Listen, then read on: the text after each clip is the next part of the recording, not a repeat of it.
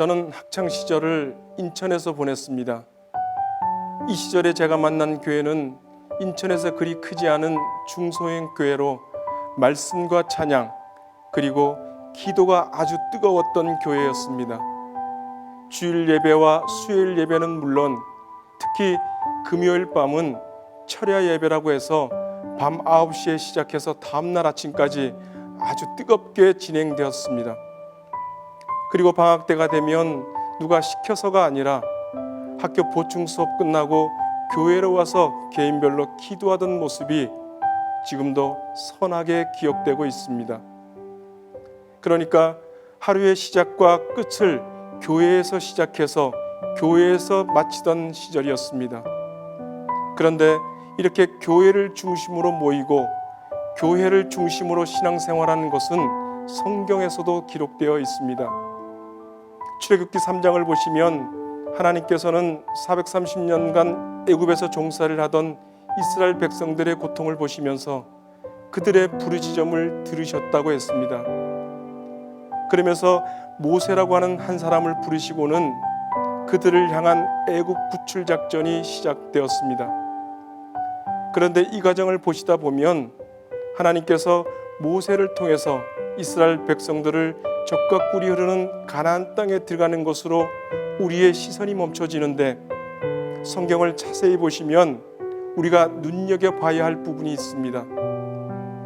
출애굽기 3장 12절에 내가 그 백성을 애굽에서 인도하여 낸 후에 너희가 이 산에서 하나님을 섬기리니 라고 말씀하고 있습니다.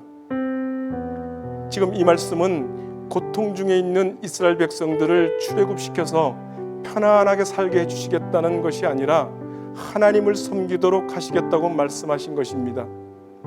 그리고 한 가지 더 눈여겨보실 것은 하나님을 섬기는데 애굽에서 하나님을 섬기는 것이 아니라 애굽을 벗어나 광야로 사흘길쯤 가서 하나님을 섬길 것을 말씀하고 있다는 것입니다. 여기서 섬긴다라는 히브리어 원어를 보시면 아바드라는 말인데 그 뜻은 일하다, 섬기다, 예배하다라는 뜻을 가지고 있습니다. 그러니까 애굽이 아닌 광야에서, 그것도 사흘길쯤 가서 하나님을 섬긴다는 것은 구별된 예배를 의미하는 것입니다. 구별된 곳, 구별된 장소, 하나님과의 약속된 장소에서 하나님께 예배 드리는 것을 의미하는 것입니다.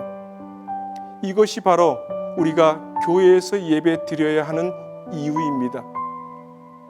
그동안 우리가 코로나19 바이러스의 예방을 위해 교회에서 온전히 예배를 못 드리셨다면 이제는 코로나19 해제로 인해 교회에서 온전히 예배를 드리심으로 우리의 신앙을 회복할 때라고 생각합니다.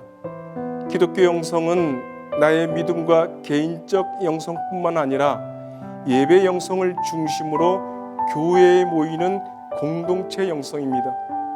그래서 교회는 그리스도의 몸이며 기도하는 집이라는 것을 여러분들 기억하시면서 이제 우리가 교회에서 만나 함께 하나님의 부르심에 합당한 응답을 하시면서 하나님께 영광을 돌리는 예배를 드릴 수 있기를 바랍니다.